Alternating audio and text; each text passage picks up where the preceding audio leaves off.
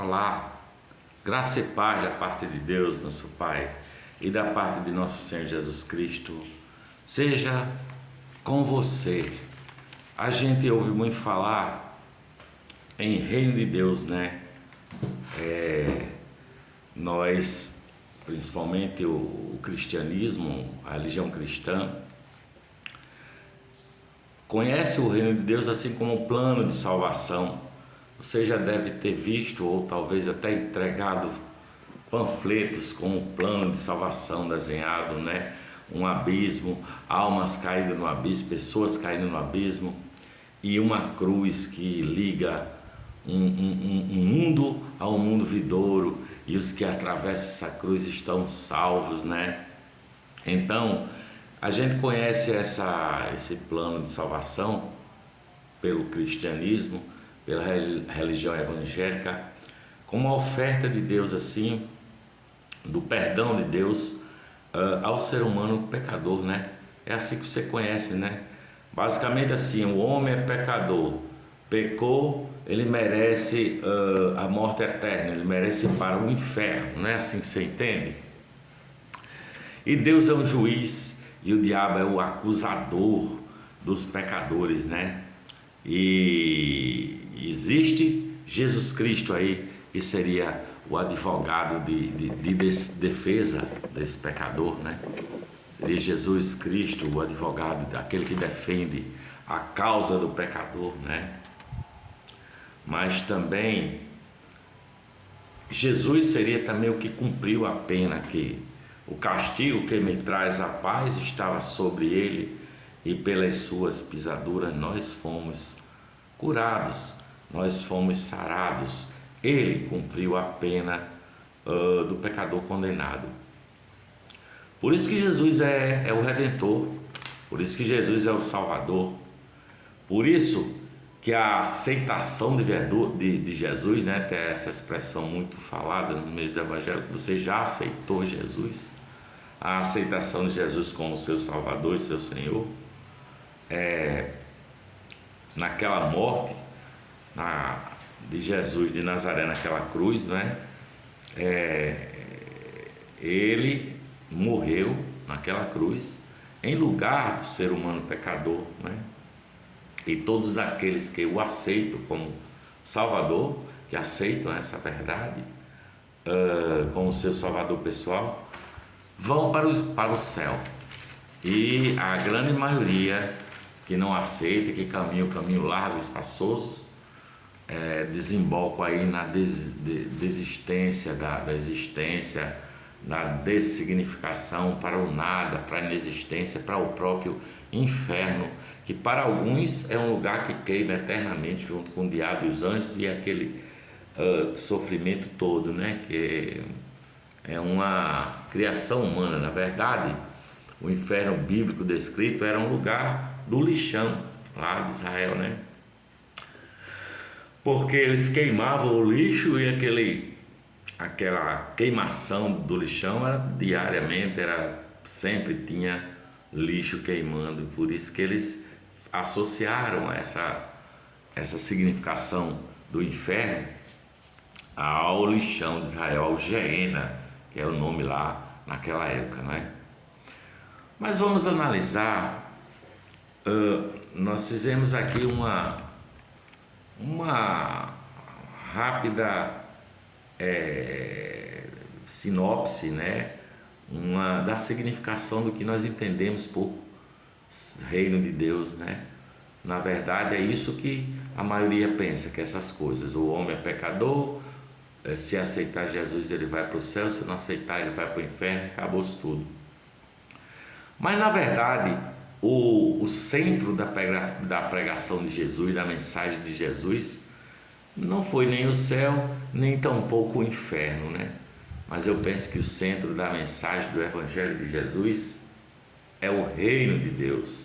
Você lembra que ele diz assim: eis que é chegado a vós o reino de Deus. São as boas notícias do reino, aliás, que é o que significa Evangelho, boas novas ou boas notícias, não é? Jesus diz assim: olha, é chegado a vós o reino de Deus. Arrependam-se, porque é chegado a vós o reino de Deus. Em outro momento ele diz: o reino de Deus está entre vós.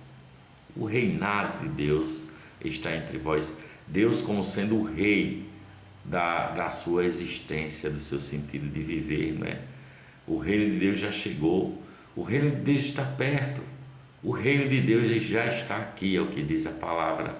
Aquele homem Nicodemos, em João capítulo 3, que foi encontrar-se com Jesus na calada da noite, e chegou dizendo: mestre, nós sabemos que tu és mestre, porque tem que ser um mestre para fazer as coisas que tu fazes. E Jesus disse para ele, na boa: Nicodemos, é necessário você nascer de novo. E Nicodemos entrou naquela de que: como é que eu posso nascer sendo eu velho já? Tá, que eu posso tornar a nascer, tipo a reencarnação? E Jesus disse para ele: Nicodemos, o que é nascido da carne é carne, o que é nascido do Espírito é Espírito.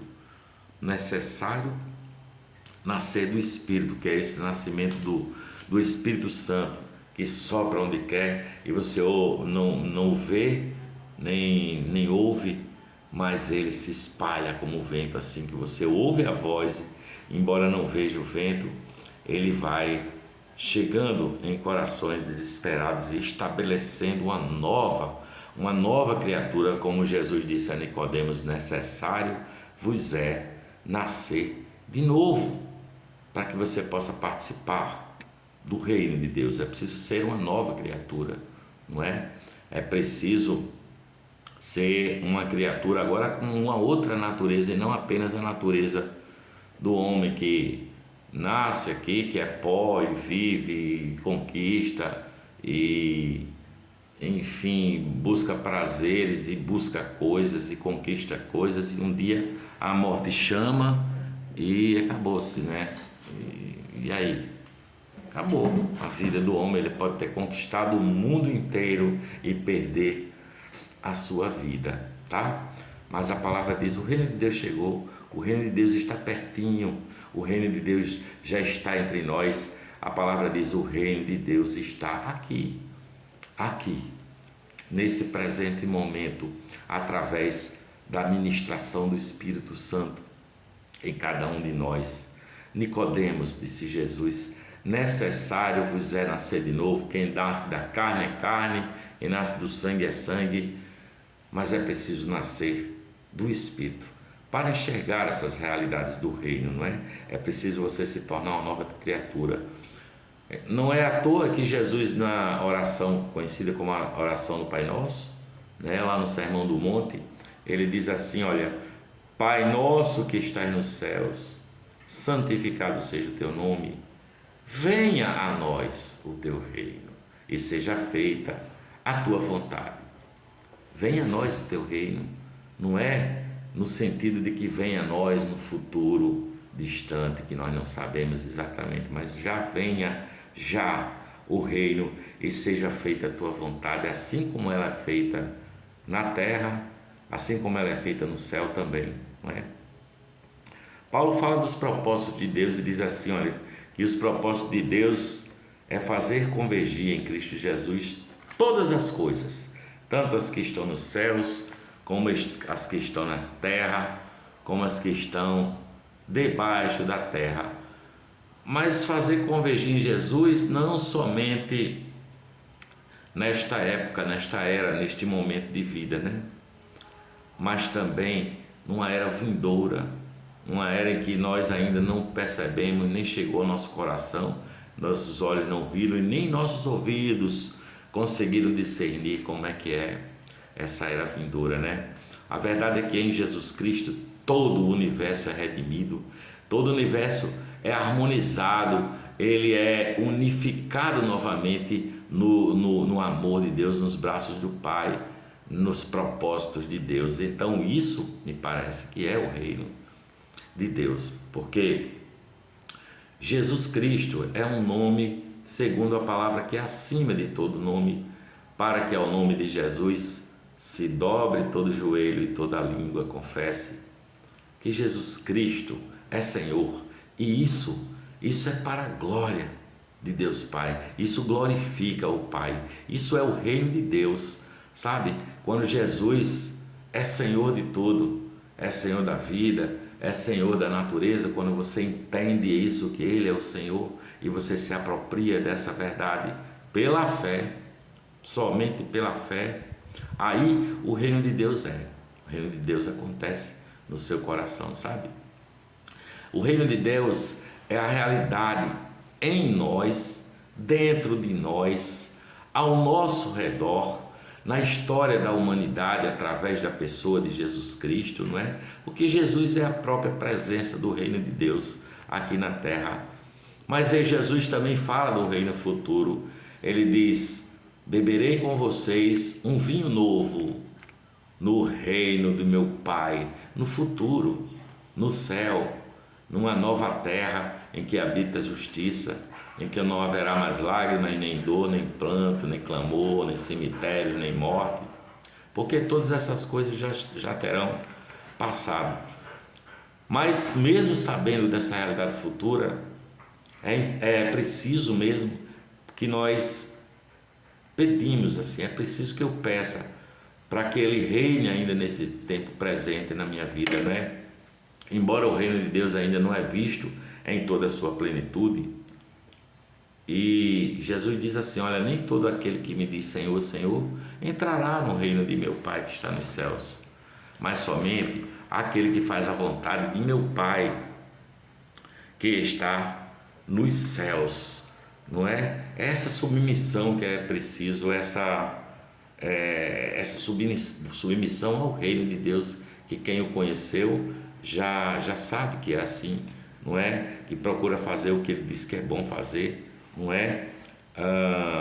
Essa salvação acontece em nós, por isso que diz a palavra que aquele que está em Cristo é nova criatura, eles expulsarão demônios, e demônios são sujeitos e saem fora, porque ali está a luz, e onde a luz se apresenta, as trevas se acabam, porque não existe trevas com a luz presente, não é? Então os espíritos malignos são expulsos, e Jesus, até a natureza lhe obedece, né? Você lembra da história em quando ele está no mar com os seus discípulos e as ondas atingem o barco e os discípulos se apavoram e ele dorme na proa profundamente, e os discípulos acordam desesperados: Senhor, você não está vendo que a gente está morrendo, que esse barco vai afundar, olha o perigo. E Jesus disse: mas rapaz, vocês não entenderam ainda quem está no barco, né? Quem está no barco é o rei do reino, e ele, com um comando de silêncio, com uma palavra, com um gesto, aquela tempestade se acaba e as nuvens se dissipam, e eis que o sol brilha de novo, não é? Portanto, até a natureza lhe obedece, sabe?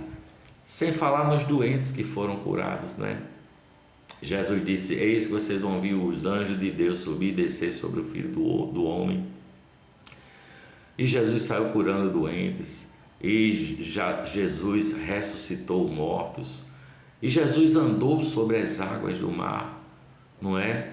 E Jesus curou, deu vista a cegos e curou leprosos, e Jesus abriu a boca dos surdos e o ouvido dos mudos, e eles falaram e ouviram, porque toda a soberania de Deus são visíveis na pessoa de Jesus Cristo de Nazaré, não é?